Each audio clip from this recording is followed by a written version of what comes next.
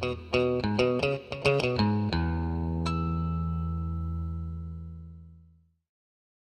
everyone, and welcome to another one of our videos. Today I'm going to be showing you how to replace the belt tensioner on a 2011 Nissan Xterra.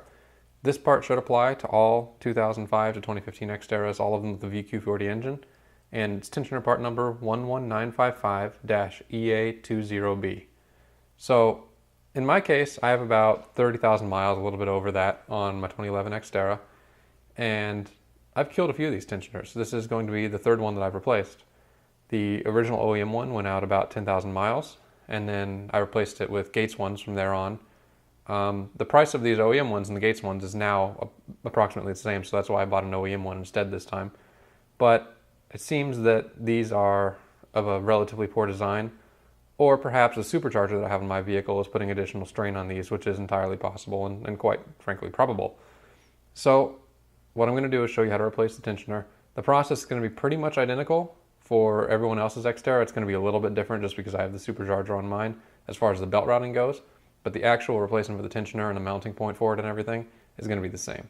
So I'm going to walk you through how to pull the belt off, how to take the old tensioner off, which is super simple, and how to put the new one on. This is really probably about a 30-minute job once you've done it, as many times as I've done it. So I'm going to go over to the truck, show you what we're looking at, and go from there. Okay, now we're looking at the front of the engine from the top. You can see I have the supercharger right here that I was talking about earlier. These pulleys right here are aftermarket pulleys for the supercharger system, so you won't have these on your vehicle. The belt tensioner is right down here, and you can see I have a 3/8" drive ratchet attached to it. There's a provision for a 3/8" drive ratchet to attach right there where you see it, and from there you crank towards the passenger side of the vehicle and you release the tension on the belt, and then you're able to slip the belt off. In my case, I slip it off the supercharger snout. In your case, you're going to slip it off from wherever's easier. And then from there, once the belt's off, you can release the tension by allowing the ratchet to move over towards the driver's side of the vehicle. It's really, really simple to take the belt off in this, and a belt change on these vehicles takes 5 minutes. So what I'm going to do off camera, because I'm going to need more than one hand to do this, I'm going to crank the tensioner over, pull the belt off, and I'm going to come back and show you how to remove the tensioner itself. At this stage, you can see I have the belt loose, but not removed entirely from the vehicle. You can do this tensioner replacement without removing the entire belt and losing your belt routing. It's easy to reroute, but it's just a little bit easier if you don't take it off in the first place. In order to remove the tensioner, all you need to do is loosen up the center bolt that goes through this aluminum casting here.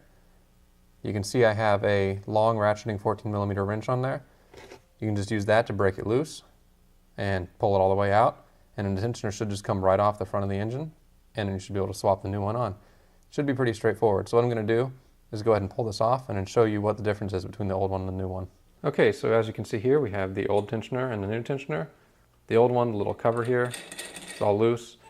This one's nice and tight. But more importantly, the pulley on this new one is going to be nice and quiet and smooth, whereas this old one, you probably won't be able to hear it on the camera, and it's really hard to hear in real life, but it was squeaking.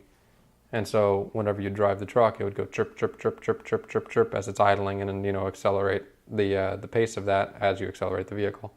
So this new tensioner should fix all of that, and I'm going to go ahead and install it. The reinstallation is the reverse of taking everything apart. So that really sums up the video. It's a really, really easy job, like I said, about 30 minutes. And with that, I want to thank you all for watching, and I'll see you in the next one.